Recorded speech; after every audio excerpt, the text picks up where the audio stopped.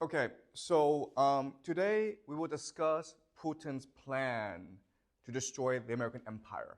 So last class we discussed that Putin loves his country, Russia, and he believes that Western consumerism has corrupted his nation. And he recognizes that the source of Western consumerism is the American empire. So in order to completely free his people, he needs to destroy the empire, okay? And historically, empires die when three things happen concurrently, okay, together. Okay? The first is overextension. And this is the main reason why empires die, when they fight too many wars at once. And the reason why they're overextended is hubris. And what hubris is in military strategy is the idea of blindness. So you are blind to the fact of your own limitations. You are blind to the strategy of your opponents. You are blind to the overall geopolitical picture. Okay? You're just blind. And the example is American strategy nowadays, where America is fighting Russia and Ukraine, where it is fighting Hamas in Israel, and there's a threat of Iran on the horizon. But for whatever reason, most American policymakers believe that the real threat is China. We must prepare for China in the Taiwan Strait. Okay? Eventually, China will invade Taiwan, and we must be ready. Right now, this week, America also announced massive tariffs on Chinese electrical vehicles. And so America is engaged in all these wars at once. It's antagonizing Russia, Iran, China at the same time. And so that's just overextension because of hubris. Okay? Second way to kill an empire is debt. So the source of American power is the US dollar. Remember that in 1945, Bretton Woods, there was an agreement that the US dollar would become the reserve currency of the world, okay? And the phrase for that is exorbitant privilege.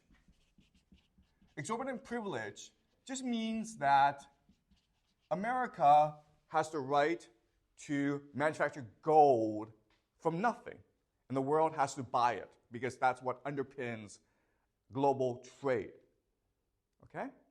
But when you can do that, what happens eventually is that your nation becomes fat, lazy, and corrupt. When money just falls off the sky, you're just used to borrowing money, okay? So all America does right now is print money and not make money. The problem with this is that eventually the world is not going to want to use US dollars anymore, because each time you use it, you're being taxed, right, by the Americans. And that's what BRICS Plus is. You may have heard of BRICS Plus. It is an organization established initially by Brazil, Russia, India, China, and South Africa in order to create its own financial system to counter the US financial system. But now there are more countries that have joined BRICS. Most prominently are Saudi Arabia and UAE and Bahrain, these countries, okay? They're important because they are the basis for the petrodollar. Remember that all US dollars can be used to purchase oil, and that's why US dollar is worth a lot of money, okay? So if these countries go to BRICS and opt out of the US financial system, then basically this American mountain of debt, okay, $35 trillion of debt, comes crashing down, okay? That's the second way to kill an empire. And the third way is civil descent, or eternal discord, civil war basically. And so what we're seeing in America right now is growing political polarization, okay, between the left and the right. Why this happens is that people no longer believe the binding myths and stories that build a nation, okay? Nowadays, young people no longer believe that America is the source of good in this world. An example why this is happening is, of course, because Israel right now is committing genocide in Gaza. Right now, Israel is attacking Rafah, and they're killing a lot of children. Most people who are dying in this war are children. And America is not doing anything to stop this. In fact, America is the one who's providing Israel with all the weapons. So young people are turning against the idea of America as the good empire. And there's this amazing statistic that 1/4 of young Americans now believe that Osama bin Laden was a good guy, okay? And, when I grew up, Osama bin Laden was considered Satan because he was the one who was responsible for terrorism around the world and for the 9/11 attacks, okay? But this just shows you that the ideas and the myths that bind the country together are falling apart. And that's what's causing the nation to fall apart, okay? So the more overcommitted America is, the more debt it creates, and the more civil discord it creates, okay? All right, so this is how you kill an empire. When all three things reach a tipping point, when it becomes too much, the empire dies, okay? And the most likely outcome for America is it goes into civil war, okay? It descends into civil war. And that's something that I will discuss next class, all right? So let's discuss how Putin is doing this, okay? So the first thing that Putin did was the Ukraine war, right? So in February 2022, Putin invaded Ukraine. And at that time, America was confident that three things would happen, okay? The first thing that would happen is that Ukraine would destroy the Russian army and perhaps even march to Moscow and overthrow Putin, okay? At that time, that's what the news media was reporting. The Ukraine media was so much stronger and more confident than the Russian forces. The second thing was that the Russian economy would be destroyed. Why? Because America was imposing sanctions on Russia.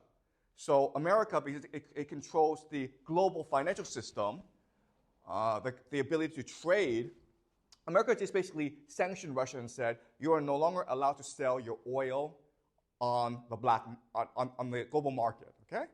And the belief was that this would cause Russia to collapse overnight. A lot of Western multinationals left Russia, and the United States froze $300 billion in Russian assets in U.S. banks. Okay, so they thought that the United States thought that these sanctions would destroy the Russian economy. Okay, that's the second thing that they thought would happen.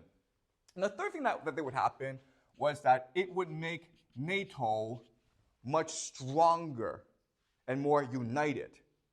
And it would make Russia into a pariah state, meaning that no one would want to ever associate with Russia again. Okay? So that was the argument back then. And today, what we have seen is that the complete opposite has happened. Okay? So, first of all, Russia has basically won the war. And it's won the war because of attrition, right? Ukraine has lost maybe 500,000 men in this war. So they have no more manpower. If you don't have manpower, you're not going to be able to fight this war. So this war has basically been lost, and Russia is dominant.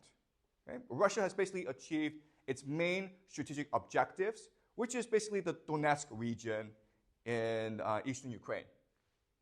Secondly, not only has the Russian economy not been destroyed, but it's been doing extremely well. Okay? And the reason why is that ultimately, all economies, China, India, Europe, Africa, Middle East, they all need resources in order for their economies to work. You need oil, you need food. And Russia has a lot of oil and food. And that's why countries have been going to Russia and making side deals. Okay? Also, Russia has been transitioning to a war economy, so its manufacturing base has been increasing. So overall, the economy has been doing a lot better. Okay? US sanctions have not been working. The third of all, NATO has become more divided, less united. Why? Because Germany, which is the most powerful country in Europe right now, it's completely dependent on Russian resources to fuel its economy. That's how the German economy works. It's a manufacturing economy. It takes cheap Russian gas, manufactures it into cars, and sells it to China. Okay? But the United States blew up the Nord Stream pipeline, okay? Blew up the Nord Stream pipeline, which connected which basically delivered gas from Russia to Germany, and it's imposing a trade war on China. So basically, the German economy is about to collapse, and Germans are very angry about this. So the Ukraine war has been a tremendous success for Putin, and it's really shown that America is a paper tiger. And it's also creating a lot of civil dissent in America because the majority of Americans are asking the question, why are we giving Ukraine hundreds of billions of dollars when our people don't even have health insurance? Our people are suffering, and we're giving Ukraine hundreds of billions of dollars, okay? The other thing that this Ukraine war has exposed is that the American empire is overextended. And what I mean by that is that in order to give Ukraine weapons, what America is doing is basically taking weapon systems from in Japan, in South Korea, and other places, and giving it to Ukraine. Okay? So America is not manufacturing more weapons, it's just taking other weapon systems it has elsewhere and moving it to Ukraine. So America is badly overextended. Okay? And of course, by giving all this money to Ukraine, it's causing American debt to go up. And after Ukraine loses war, this debt will be gone, okay? Because Ukraine cannot pay it back, okay? So, but after the Ukraine war, what happened next was on October 7th of last year, remember that Hamas launched an attack on Israel that killed about 1,000 people. And Israel responded by attacking Gaza. And by doing this, this has helped Putin and has hurt the United States, okay? Mainly by, first of all, diminishing American prestige, right? Because America right now is helping Israel commit genocide. So the entire world is basically turning against America. Even the young people in America are turning against America. You know, these college protests in America, they will only expand in the fall, okay? And the other problem is that America has shown it cannot control Israel. In fact, people say that Israel now controls America. And the third thing is that this war threatens to explode throughout the Middle East, okay? At any point, Iran can enter the battle. Hezbollah can enter the battle from the north, okay? So it's a powder keg. It's like a lake of gasoline about to be lit on fire. So America is badly extended, okay? So, and you can make the argument that either Putin knew about the Hamas attack or even encouraged the attack, okay? Because the main winner of this Hamas attack is obviously Vladimir Putin. And the loser is America, okay? So does this make sense so far? All right. So let's talk about the future, or what are predictions moving forward.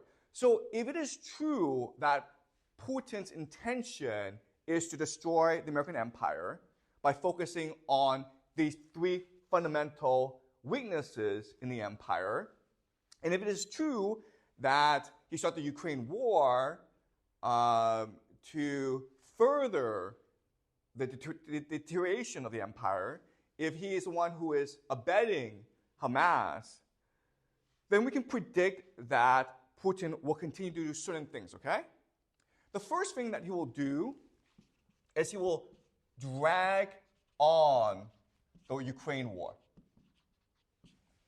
So he will not end it. He will not seek peace. He will not negotiate peace terms. He will continue to drag it on. Okay? Why would he do that? Why not just declare victory? Or why not just negotiate peace? Why would he want to drag it on?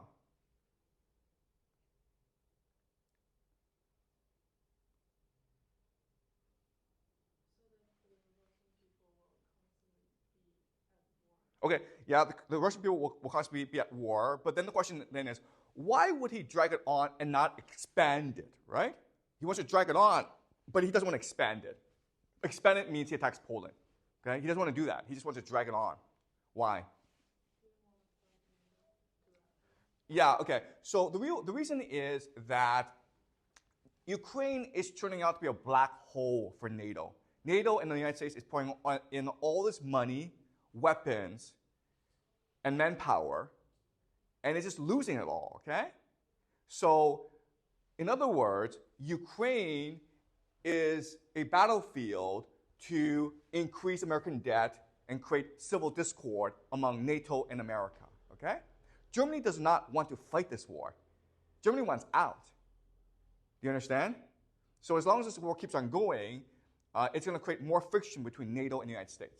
And that's what Putin wants. But if Putin attacks Poland, then all of NATO is forced to fight him. Okay? Does that make sense? So he does not want to expand the war. He just wants the war to maintain the status quo and for it to drag on. Okay? So that's the first prediction. Second is that to control the situation in Ukraine, he needs America to fight another war. Okay? He needs to distract America. And the distraction will be Iran. Remember how, for the past few classes, we've been discussing how America wants to attack Iran, and Iran wants revenge against America. Okay? But for this to happen, what Putin needs to do is talk to Iran and guarantee that Iran will be protected by the Russian nuclear umbrella, which means that America will not be allowed to use nuclear weapons when it invades Iran, because Putin will respond with nuclear weapons of his own, okay? Does that make sense? So as long as Putin comes to an agreement with Iran and say that I will use my nuclear weapons to protect you from US nuclear weapons, then Iran will take the initiative and start to provoke America into a wider war. And again, there are many ways Iran can do that, okay? It can use Hezbollah to attack Israel. It can expand its nuclear program. It can disrupt Red Sea shipping, okay? There are lots of ways that Iran can use to provoke America into a full-scale invasion, which is what Putin wants, all right? North Korea. So as the United States becomes distracted in Ukraine and Iran, North Korea can now take the initiative, right? Because what North Korea can do is threaten to invade South Korea. And there are about 30,000 US troops in South Korea. So North Korea doesn't actually have to do anything, but the threat of North Korea will force America to divert resources to South Korea. Does that make sense? Okay? And this will probably even have to force South Korea and the United States to start to bribe North Korea. Okay? And we can expect that North Korea does this because Putin has given North Korea his assurance that he will protect North Korea in the event of a war. Okay, does that make sense? All right, BRICS. We will see BRICS continue to expand, okay? We will also see BRICS maybe formally announce a new currency or a new trading system to counteract the American-led system. Now, what people have said is that BRICS is not capable of replacing the US dollar. And that is true, okay? But remember that BRICS doesn't have to actually replace the US dollar. It just has to threaten. Because a lot of finance, a lot of money, it's just confidence, okay? You have the US dollar because you're confident that it's valuable. But once you lose the confidence in the US dollar, you will no longer want to use it, okay? Does that make sense? And the last thing is to maintain close relationships, to maintain a very close relationship with China. So Putin will come to China more often, and he and Xi Jinping will hug each other more, okay? They might even kiss one day, who knows, okay? And again, listen, the reality is, if you look at game theory, there are lots of geopolitical differences between Russia and China, much more so than between China and the United States. But again, Putin doesn't actually need China to do anything. All Putin needs is for China not to work with the United States, okay? Because in this situation, one way that the United States can survive or protect its empire is by working with China, right? To triangulate against Russia. Does that make sense? So as long as China remains neutral, then Russia and Putin can continue to exert pressure on the American empire. Okay? So over the next 3 to 4 years, we should see all these things happen, okay? So first thing is the Ukraine war does not end. Putin will find a way for it to drag on, but actually expanding it, okay? That's the first thing. Second thing is Iran takes the initiative against the United States. Third thing is North Korea starts becoming much more belligerent against South Korea and Japan, forcing America to focus more attention in East Asia. BRICS will continue to expand, and then the Putin relationship with Xi Jinping will continue to blossom. Okay? Does that make sense? All right. Any questions so far before I continue? Why is China useful for America? Excuse me? Why can China be useful for the American empire? Okay. That's a good question. So why would America want China's help? Okay. The first thing is you have an overextension problem, okay? You don't want to be fighting too many wars at once. So if you come to a peace with China, you don't have to worry about East Asia anymore. Because the real threat from America's perspective is that China invades Taiwan. Okay, that's the first thing. Okay. Second thing is that China is a major buyer of US dollars because of its trade with America and because China buys a lot of oil, right? You want China to keep on buying US dollars so you can sustain the debt. Okay? Does that make sense? And third of all, there are a lot of geopolitical conflicts between Russia and China. If you think about it, Russia is more of a threat to China than the United States is, okay? Does that make sense? Historically, Russia and China fought wars, many wars over the border. Okay? So if you become friends with China, then Putin needs to take the defensive and focus more on protecting the Russia-China border. Okay? Does that make sense? Because right now, Putin can just focus on the offensive. But if China is on the side of the United States, then Putin is forced on the defensive. Okay? Does that make sense? Okay. Any more questions? Yeah, Peter? Recently, I heard that China dumped the largest U.S. bonds. That's right. In May. That's right. That's right. So basically, what's been happening is China is now no longer buying U.S. dollars, and it's transferring its U.S. dollars into gold. Okay. So China is encouraging everyone to buy gold. Don't buy any more U.S. dollars, guys. Buy gold. All right. And the reason why is because America's debt is a huge problem for America. And the only way for America to sustain its debt is if China continues to buy U.S. debt. Okay? Does that make sense? Okay. But that's a great point, Peter. Any more questions before I continue? What's the incentive for China to have a closer relationship with Russia? Okay. So Jack asked a great question. All right. It makes sense for China and the United States to be friends, right? Because China exports a lot of commodities to the United States. The United States is a huge market. The United States also provides China with a lot of technology, right? And Jack asked a question, why would China want to be friends with Russia? And the answer is because China right now feels threatened by the United States, okay? The United States is launching an economic war against China. And if you look at a map, okay, China is surrounded by US military bases. And the problem is that China needs imports of oil and food to sustain its economy. Does that make sense? So if America ever launches an embargo against China, China collapses. Okay? So in other words, China needs to open up new trade routes, and the only way, and the best partner right now is Russia, because it has a lot of access to energy and oil. Okay? So right now, the situation in China is that Chinese policymakers know that the situation in China is terrible. The economy has collapsed. Demographics has collapsed. China is completely dependent on the world for oil and food. Okay? China is extremely vulnerable right now. If America says to the world, China is our enemy, then China has no choice but to find a new friend. And unfortunately, the only friend that China has right now is Russia. Okay? Does that make sense? Okay.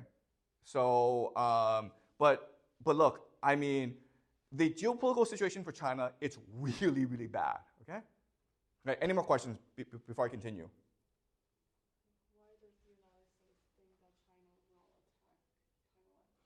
Taiwan? Okay, so Celine asked a great question. Why does the United States think that China will attack Taiwan? And the answer is that America is always looking to start new wars.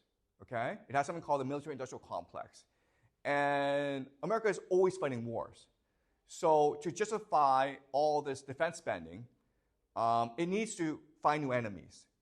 And it believes that the greatest threat to the American empire right now is China, even though, by the way, there's no evidence this is the case. Okay? Right now, the relationship between the United States and China is China sends America a lot of cheap goods, and the US gives China a lot of US dollars.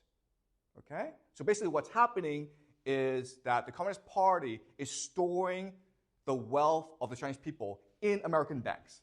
This is a great deal for both America, Wall Street, and the Chinese Communist Party, okay? So there's no reason for these countries to be in conflict with each other, but unfortunately, the American policymakers always need an enemy to justify the incredible amount of money they spend on defense. Okay, does that make sense?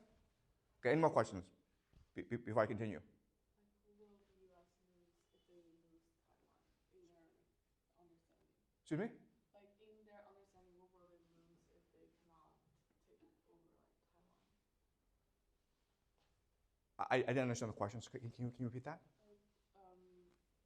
The United States think that China will attack Taiwan, and what do they think they will lose if China attacks Taiwan? Oh, that's a great question. So what happens if China takes over Taiwan? What does America lose? And the answer is like, not that much, okay? You can make the argument that Taiwan has a semiconductor industry, but guess what? You can move that semiconductor industry elsewhere, okay? For America, it's just one of face.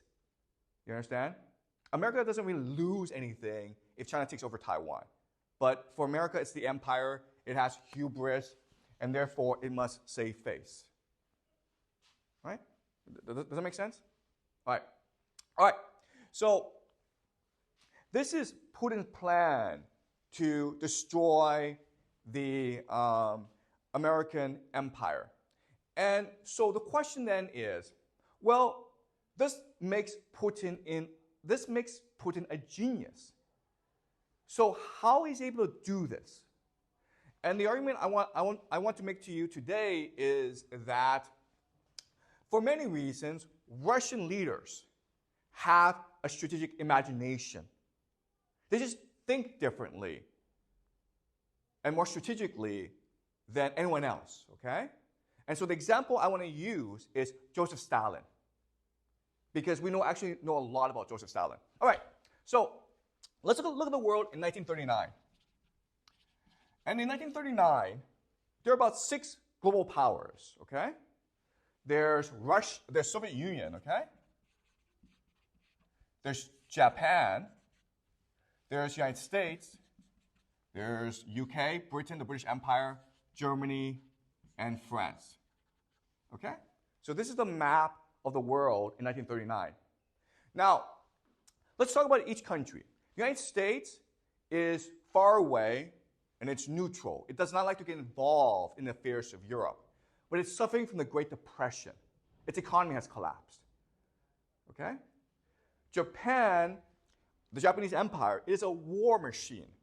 But the problem for Japan is that it is completely reliant on imports, okay? It needs oil for its empire, its war machine. And there are only 2 sources of oil close by. There's the Soviet Union Far East, and then there's Southeast Asia, okay? Now, Japan is getting most of its oil from the United States. But the United States is angry at Japan. Why is the United States angry at Japan? Do you guys know? Exactly, okay, because Japan invaded China. And the United States doesn't want that, okay? So it's very likely that the United States will eventually cut off all exports to Japan. And so Japan has a choice. You can either invade here or you can invade here. But those are your 2 choices, okay? That's Japan. You can either invade the Soviet Union or Southeast Asia. Okay, the Soviet Union is a communist country. And for the past 20, 30 years, it's been trying extremely hard to industrialize. But it's hard to industrialize because, first of all, no one wants to trade with the Soviet Union, okay? So they can't get any resources. The Soviet Union is still very much an agricultural nation. And the Soviet Union doesn't really have that much technology and expertise, okay? It doesn't really have that much human capital. So the Soviet Union, it's a huge country. It's the world's largest country. It's an empire. But in terms of manufacturing and technology, it's behind the West, okay? Now, in Europe, there are 3 nations. You have France, Germany, and the UK. The UK is an empire, okay? It has colonies all around the world. Germany lost World War I, and so it has to pay all these reparations to UK and France, okay? And now Hitler is in power, and Hitler is determined to reunite Germany, okay? Because Germany lost a lot of land because of World War I, okay? So he wants to reunite Greater Germany, okay? That's his ambition. It's not to conquer the world, it's to reunite Germany, all right? And then you have France, which is the weakest of all these powers, but it still has an empire, okay? So looking at a map in 1939, and we use game theory, what should be happening, or what should happen maybe 5 years from now, 1945, okay? Let's use game theory to map out what should be happening, or what will happen, given this map, and given the individual players, the interests of these different nations. What do you expect to happen? Who does everyone hate? Who does everyone hate? Who does everyone want to go invade?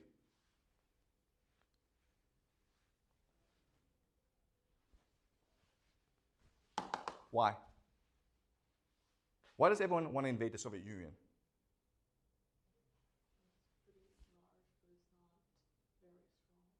Okay, yes, first of all, it has a lot of resources, and it's not that strong, okay? That's the first reason. But there's actually a better reason why everyone wants to attack the Soviet Union. Why? What's happening internally in the United States right now? The Great Depression. What ideology is a threat to the American government? Communism, okay, do you understand? So there's a global communist movement in the 1930s that's very, very powerful. In fact, in the 1930s, and you guys don't know this, but America was on the brink of revolution, okay? The communists could have any time took over America if America failed to stop the economic bleeding that was happening, all right? So everyone was afraid of communism. Japan would have loved to invade Soviet Union because Japan hates communism, and Soviet Union has a lot of oil, right? So here comes Japan. Germany would love to destroy the Soviet Union because Nazis hated who the most? Who did Nazis hate who the most? Why did they hate Jews? What did Hitler believe about Jews? Okay, they control the world economy, but there's actually a better reason why he hated Jews. Well, what's the problem with Jews? Okay, you guys don't know this, but they were all communists, okay? Hitler thought that all Jews were communists. So Hitler hated, first and foremost, communism, okay? Nazism hated communism the most. So Hitler wanted to invade the Soviet Union. How about France and the UK? How about France and the UK? What did they want to do? Who do they hate? Russia, right? Soviet Union. United States? Sure, why not? Okay, do you understand? So 1945, if we use game theory, okay, we should have expected that Soviet Union would have been partitioned into different countries, okay? These powers would have invaded the country together and colonized the Soviet Union and destroyed the threat of global communism once and for all, okay? Does that make sense? But that's not what happened, right? That's not what happened. What happened was that in 1939, Hitler invaded Poland, okay? And the moment that Hitler invaded Poland, France and Britain declared war on Germany. And then Germany defeated France and Britain, okay? Britain was forced to return to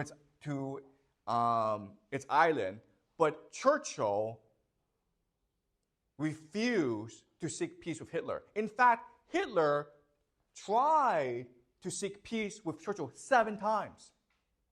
And each time, Churchill was like, go to hell. We're going to fight this war till the end.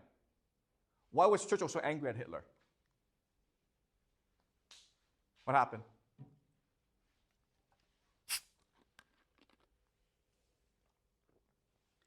Because Germany destroyed the British army, right? It's a complete loss of face for the British Empire. So Churchill was very, very angry at Hitler, and Churchill refused to ever negotiate with Hitler. In fact, Hitler sent this emissary called Rudolf Hess to Britain, to Scotland, to negotiate a truce, and Churchill just put him in prison. Okay? But what's the irony of all this? Germany invades Poland. What does Germany invade Poland? Do you guys know? Have you guys studied this history? Okay, it's because of something called the Molotov-Ribbentrop Pact. So this was an agreement between the Soviet Union and Germany to partition Poland into 2. Do you understand?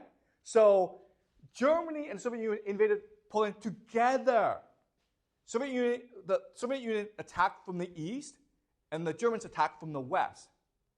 But what happened was, Britain and France declared war on Germany, but not the Soviet Union, okay? That's pretty clever, Stalin, don't you think? In fact, you can make the argument that if this thing was not signed, Hitler would not have attacked Poland, okay? And the reason why is, the other thing about this pact is that Soviet Union agreed to give Germany resources for its war machine, oil and food and other inputs, okay? Does that make sense? Because remember, the Soviet Union has the Ukraine, which produces a lot of food and oil, okay? Does that make sense? All right? Next thing that happened was that in June 1941, Operation Barbarossa. So Hitler invades the Soviet Union, okay? And if you read history, anyone will tell you that this Operation Barbarossa was a tremendous success for Germany and a strategic failure for the Soviet Union. It was a grave mistake, strategic blunder for Stalin, okay? What did Stalin do wrong? Well, first of all, he refused to defend the border. Okay? There were 4 to 5 million Soviet troops at the border defending the Soviet Union, but they were given direct orders given direct orders not to provoke the Germans. You understand? If the Germans fire at you, don't fire back. And because of this order, the German army, which was about 3 to 4 million, was able to overrun the border and almost reach Moscow. Okay? That was a grave mistake on the part of Stalin. Second is that Stalin ignored intelligence. Okay? There was a lot of intelligence that said that Germany was going to invade the Soviet Union. How could you hide the fact that you have 4 million troops assembled to attack the Soviet Union, okay? So there's a lot of intelligence going to Stalin and telling Stalin, hey, the Germans are coming. And Stalin said, nope, I refuse to believe this intelligence. In fact, you had German soldiers desert the German army, swim across the river to the Soviet side, and tell the Soviets, hey, my comrades, the entire army is about to attack you. And the Soviets shot these German soldiers because they thought these German soldiers were spies. Okay? So Stalin ignored intelligence. The third thing that Stalin did was, before the outbreak of war, he purged the Red Army, the Soviet army, of its leadership, of generals. Okay? So the top generals of the Soviet army, the Red Army, were all dead or in prison because Stalin got rid of them for not being politically loyal enough. Okay? But the fourth thing is, why did Stalin do this? And the answer is, what historians will tell you is that Stalin trusted Hitler. Okay? This was the ultimate mistake that Stalin made. Stalin believed Hitler was his friend. He believed that Hitler would never invade him. Okay? And so this is what you're taught in history class. When you go to the United States, you'll be taught this. When you go on the internet, you'll be taught this, okay? This is completely wrong. This analysis is completely wrong. All right? So we're going to use game theory to understand why this is wrong. All right. So using game theory, let's look at 4 possible scenarios, okay? Scenario A is Soviets attack first, and they encircle Berlin. Second scenario is Soviets attack, okay, and they're stopped at the border. Scenario C is Germans attack, and the Soviets stop them.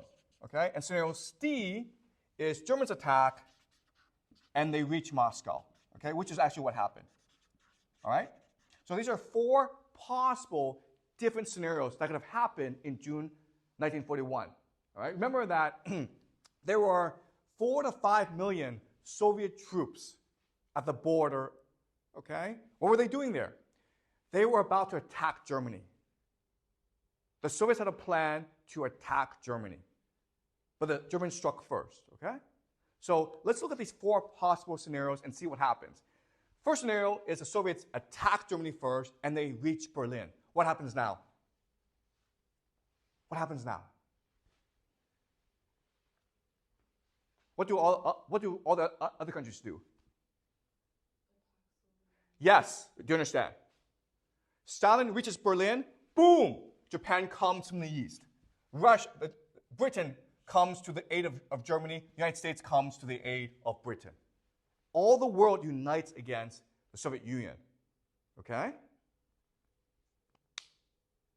So what would happen in this war? The Soviet Union loses this war. Do you understand? Okay? Now let's look at B. The Soviets invade, but the Germans stop them at the border. Okay? Now what happens? Now what happens? Yeah, so Japan still invades, okay? And Britain starts to negotiate with Germany and seek a peace. Because Britain cannot afford for the Soviet Union to overrun Germany because then communism takes over Europe. Does that make sense? Okay? So in B, we can't say that Soviet Union would lose, but they would not win the war, okay? You understand? So B is not that good either. Now let's look at C. The Germans attack, and the Soviets hold them at the border. Now what happens?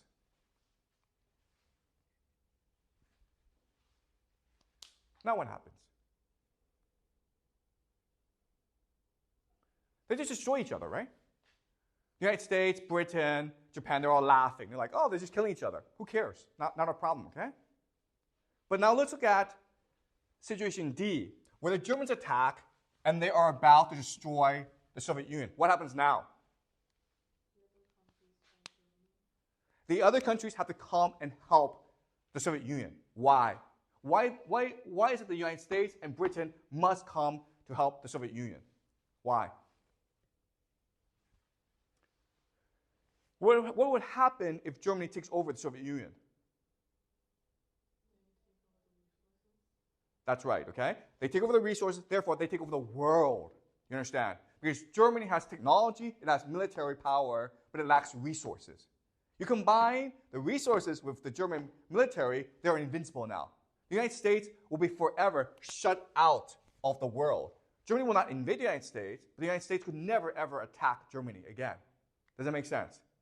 So what happens is, after the Soviets invade, after the Germans invade and the Soviet army is destroyed, America immediately gives the Soviet Union a lot of aid, okay? It's what we call Lend-Lease. From 1941 to 1945, America gave $200 billion to the Soviet Union for free, okay? It gave weapons, resources, technology, and food. Basically, what America did was industrialize the Soviet Union. Does that make sense? That's what America did. The Soviet Union could not industrialize by itself, but America helped the Soviet Union to industrialize. Let's look at Lend-Lease, okay? Weapons. America gave the Soviet Union 1/3 of all ammunition used in the war. 1/3 of all explosives. 1/2 of all aircraft. 14,000 airplanes. 1/2 of all tanks. 13,000 tanks. Okay? Resources. America gave oil and food. 80% of all copper. 55% of aluminum and steel. Okay? Technology. America gave the Soviet Union radio technology, radio communications, railroad, transportation, heavy industry, and lots of food. Okay? In other words, America basically built the Soviet Union in heavy industry for it. Okay? Does that make sense? And also, at the end of the day, what the Soviet Union can do is reverse engineer all this technology and build its own industry. Does that make sense? Okay? So Lend-Lease really turned the Soviet Union into a superpower. And Stalin could get all this for free because America could not afford for the Soviet Union to lose the war. Okay? What's the other benefit of having the Germans attack first and almost destroy Moscow? What's the other benefit? And Stalin really needed this. This is actually more important than Lend-Lease, which is what?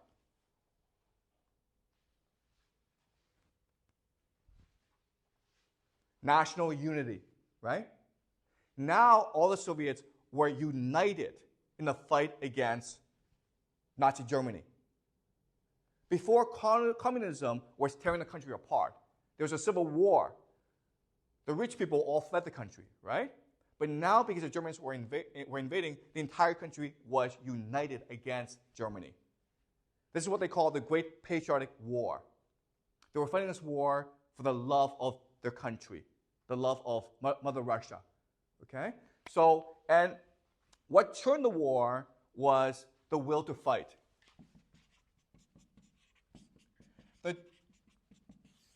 the Russians lost 26 million people in the war. That's a lot of people.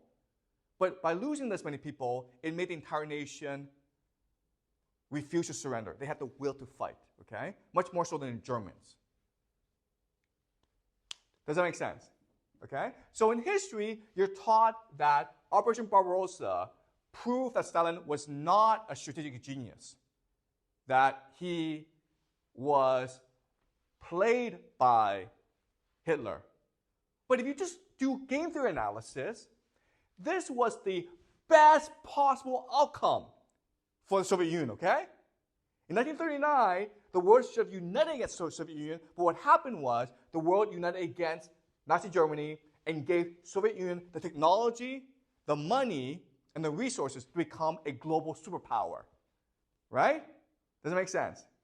And because Soviet Union became a global superpower, it was able to turn China into a communist country. Does that make sense? If the Soviet Union did not become a global superpower with all this heavy industry, then China would not become a communist power. Mao Zedong would not have won the war. Okay? So, in other words, all this is telling us is that Stalin is a genius. He turned a losing war into a winning war. Okay? So, the last thing I want to do is, okay, fine. How was Stalin able to do this? What makes the Russian imagination different from the Western imagination? Okay? So I would say three things. The first thing is just intuition.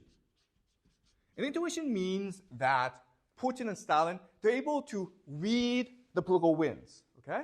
They're able to sense the mood of the world. The German word for this is Zeitgeist, okay? Spirit of the times. But they're able to sense the mood of the world, okay? Putin knows that the American empire is about to die. And so he feels emboldened to act, okay? So it's intuition. Second is imagination. So Putin and Stalin both have a strategic imagination, which means like, okay, they sense these winds, but they can also imagine, hey, if I did this, how would these winds change, okay? That's an imagination, to be able to predict or imagine the future. And the last thing, which is the strangest of all, is multiple personalities. Meaning that Putin and Stalin are such brilliant men that they embody multiple personalities in them. And that's why they're so unpredictable. All right? So the example is this. Everyone says that Stalin trusted Hitler. So Hitler played Stalin. But if you just analyze the game, okay, then the conclusion is Stalin played Hitler. You understand? Hitler did everything that Stalin wanted him to do. Hitler invaded Poland, which caused France and Britain to declare war on him. Okay? Then Hitler attacked Soviet Russia, which brought America into the war and helped the Soviet Union become an empire. You understand? So Hitler was completely played by Stalin. And the answer is, so the question then is, how? Okay? Because in June 1941, Hitler did not have to invade Soviet Union, okay? He could have waited for Stalin to invade him. Then the opposite would have happened, right? Then America would have joined the war on Hitler's behalf. And they would have defeated the Soviet Union, okay? So what convinced Hitler to do the most insane thing and invade Russia first? And the answer is Hitler trusted Stalin. Okay, does that make sense? All right? So imagine this. Hitler and Stalin, they're having drinks, okay? They're both drunk. And they're on the porch, and they're staring at the mountains and the moon, okay? And Stalin and Hitler are talking. And all Stalin has to do is say 3 words. And then Hitler is like, I'm going to come and invade you. What are these 3 words? How can Stalin get Hitler to invade Russia? What are the 3 words that Stalin can say to Hitler? I trust you. Okay? I, Joseph Stalin, trust you out of Hitler. I don't trust anyone. I don't trust my own mother, but I trust you, Hitler. Okay? Then why would Hitler invade?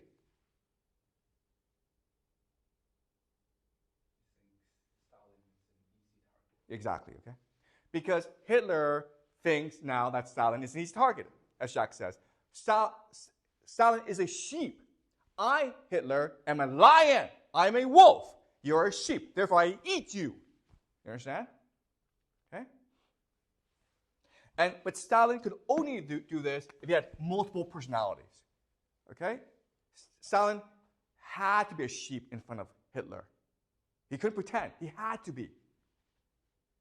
Does that make sense? Okay? So these 3 things are the Russian strategic imagination. The ability to feel the political winds of the moment. The ability to prophesize and predict. The ability to be multiple individuals at once. And that's how Stalin was able to win World War II, and this is why Putin will be able to destroy the American empire. Okay? Any questions? Okay, so Celine asked the most important question, okay? Why are the Russians different? Okay, all right. So the problem isn't Russia. The problem is us, the West, okay?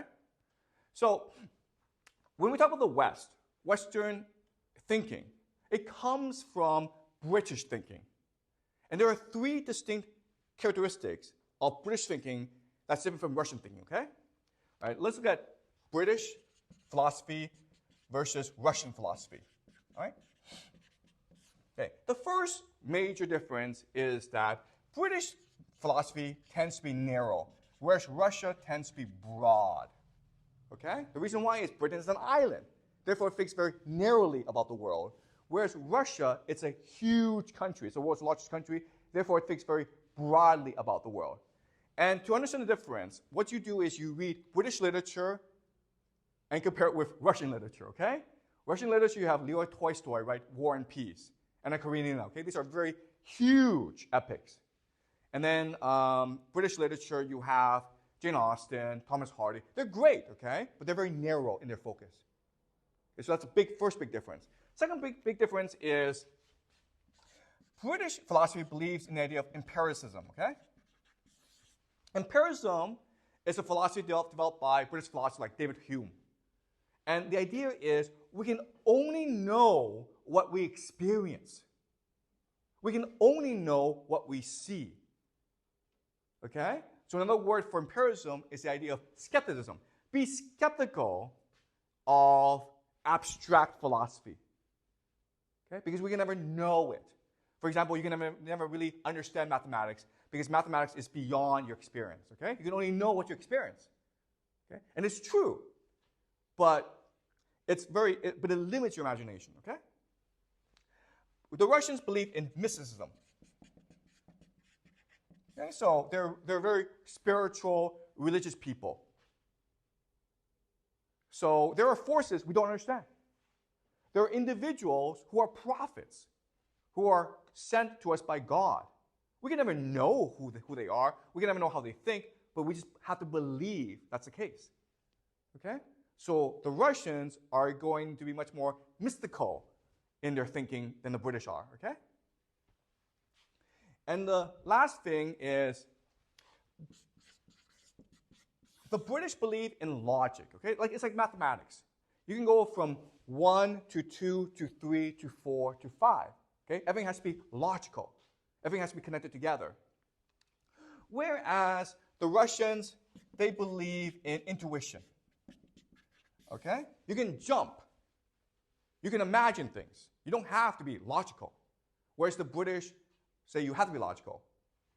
And these three ideas, narrow empiricism and logic, they created the Western mind of today. Okay? So this is what dominates in academia. So when you go off to university, they expect you to think in this way, narrow, empirical, and logical. Okay? And if you think about it, this is perfect if you want to build a bureaucracy, right? This is bureaucratic thinking. This is the bureaucratization of the imagination. Okay? You're not allowed to say things without evidence and logic and experience. Okay? And the Russians don't have this. So they can do this. All right? Now, there's obviously more good things about the system than about this system. But the problem with the British system is like no great man could ever arise from Western society. Does that make sense? Because all this creates a process-oriented, systemized, bureaucratic style of thinking. Okay? So, for example, I give this talk, right? I could never give this talk in America or Britain because they would all think I'm crazy. Okay? Does that make sense? They're like, what's your evidence for this? Wait, are you refuting decades of scholarship about World War II? Are you telling me that Stalin was a genius when no one thought he was a genius?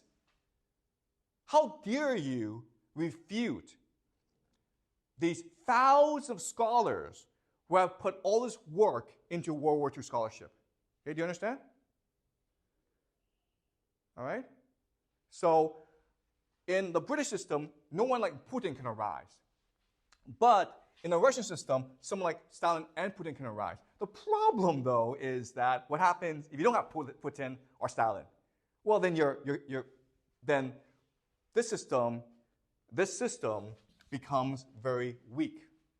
Okay, does that make sense? Okay, so the British system doesn't really need great leaders, but the Russian system, you do need great leaders. And if you are a great leader, then you are allowed to completely follow your intuition and imagination to do great things, like Joseph Stalin in World War II and what Putin is doing today. Okay? Does that make sense? Okay. Any more questions?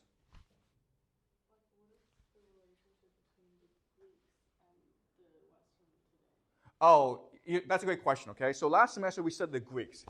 And the Greeks are more like the Russians than they are like the British. Okay? So the Russian system, the Greek system, it's a much more natural human system. Okay? And the British system, basically, it's trying to remove intuition and imagination from the decision-making process, from the intellectual process, because intuition and imagination are too mysterious. Okay? So in other words, okay, let's just say that I'm Joseph Stalin in World War II, okay, 1939. For me to execute my plan, I need to write a memo detailing my thinking, okay? Now, obviously, I can't do that because if I did that, first of all, I couldn't execute my plan. But second, it would confuse everyone. Like, what are you trying to do again? Okay, do you understand? Okay, and so the Greeks believed in imagination and intuition as well. Okay, but not the British. And we live in the British system. Okay, all right. Any more questions? So how much did the Greek system influence the current British system? Okay, so Jack asked a good question. Okay, how much did the Greeks influence the British? And the answer is not that much, because remember, after the Greeks came the Romans. And the Romans were like this, and there was the Romans who influenced the British, who then influenced the Americans. Okay, so we're living basically in a Roman world as opposed to a Greek world. Right? Does that make sense? Okay. Any more questions? So the Greek world is basically gone today, or is it influenced Russia?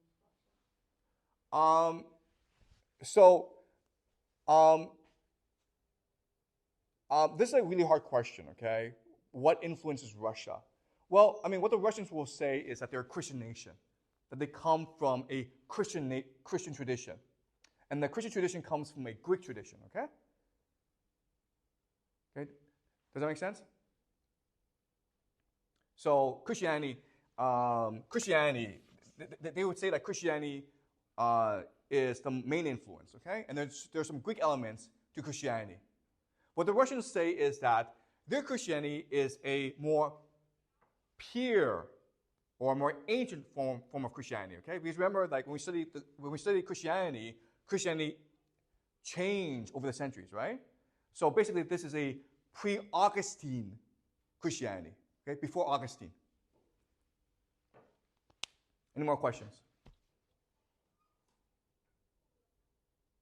Okay, great. So next class, we do the American Civil War, okay?